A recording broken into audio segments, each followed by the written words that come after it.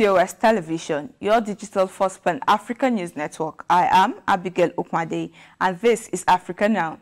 Ethiopia's Tigray region rebels in a statement on Sunday say they want a full withdrawal of troops from Eritrea and the neighboring state of Amhara and must be recognized as the legitimate government in their region before it can engage in any talks with the federal government about a ceasefire. The authorities in Addis Ababa earlier declared a unilateral ceasefire as the rebels retook much of the region and government officials fled. The rebels add that they will accept a ceasefire in principle as long as they have a foolproof guarantee that the security of the people would not be compromised by a second round of invasions. 4 soldiers were killed in central Mali by suspected militants who ambushed their patrol near the town of Lere on Sunday, according to the army in a statement. The region has been battling Islamist militants linked to Al-Qaeda and the Islamic State. No group has claimed responsibility for the attack. Now, Egypt has launched a strategic naval base on the Mediterranean Sea to secure shipping lines in the country's northern and western fronts and protect Egypt's economic interest, the Egyptian presidency said in a statement on Saturday. The base lies some 255 kilometers west of Alexandria towards the border with Libya, a country where both Egypt and the United Arab Emirates have played a key military role. Egypt has 3 other naval bases in the Mediterranean and 1 in the Red Sea. To support the populations affected by conflict in Cabo Delgado in Mozambique, humanitarian aid sent from Portugal and Italy have begun arriving in the country. Cabo Delgado province has been terrorized for more than 3 years by extremists. Almost 2 million people face food shortages due to the security problem in the region, severe drought, and the impact of COVID-19.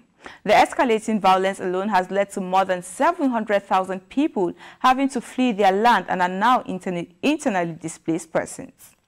Chad's head of the military junta and President Mahamat Idriss Déby Itno left N'Djamena on Sunday for a friendship and working visit to France, his office announced without further details. The 37-year-old 4-star general has been leading a transitional military council of 15 generals since the death of his father, Idriss Déby Itno. France, the former colonial power in Chad, is the 3rd country visited by the head of the military junta since he took power after Niger and Nigeria.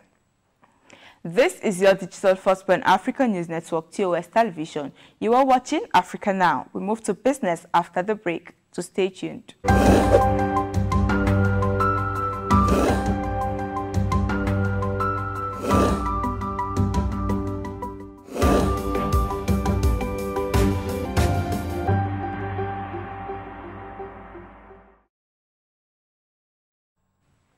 Welcome back. In business, of Nigeria's 36 states, only Abuja, the Federal Capital Territory, and 7 states were able to attract foreign investments in the first quarter of 2021, according to a recent data from the Central Bank of Nigeria, CBN. The data showed that Lagos, Abuja, Anambra, and Kano got capital importation of $1.58 billion, $318.4 billion, $4.1 million, and $2.4 million, respectively. Delta, Ogun, Akwa Ibom, and Kwara also respectively got capital imports of $1 million, $757.187, $737,505, and $229.15. Kenya's National Treasury will now require clearance from the National Assembly for any borrowings that exceed 1 million Kenyan shillings. This development follows the approval by Parliament of a report by the Public Accounts Committee on account of the national government for the 2017-2018 financial year. The situation is likely to require amendments to the law to push up Kenya's current debt ceiling. And now away from business to health matters. Global Health Agency Unit 8 says 8 agencies have distributed antiretroviral drugs for children living with HIV in 6 African countries. The funding by the 8 agencies procured 100,000 packs of the drugs formulation across Nigeria, Malawi, Uganda, Kenya, Zimbabwe, and Benin. Some 1.8 million children worldwide live with HIV, while 100,000 children die of AIDS annually. Unit 8 adds that the estimated cost for combination therapy will now be $120 for a child's annual treatment against $480. Still on health matters, record-setting numbers were reported in South Africa over the weekend with more than 26,000 new cases driven by the Delta variant, according to the National Institute for Communicable Diseases. According to the Africa Center for Disease Control and Prevention, South Africa's 2 million cases account for more than 30% of the cases reported on the continent. To date, more than 3.3 million South Africa's 60 million people have received at least one jab of the Pfizer or Johnson & Johnson vaccines. More than 13,800 COVID-19 patients are currently in South African hospitals. South Africa's former President Jacob Zuma says South Africa is fast sliding back to apartheid rule.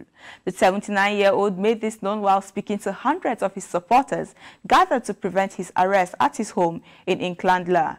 The former leader was given a 15-month jail term last week after being found in contempt of court inquiry for corruption allegation. And that is Africa Now. For more updates, to visit our website at www.TOS TVNetwork.com. Follow us and like our social media handles on Facebook, Twitter, and Instagram. And remember to subscribe on YouTube to stay with us and enjoy more programs on TOS Television Network. I am Abigail Ukmade. Thanks for watching.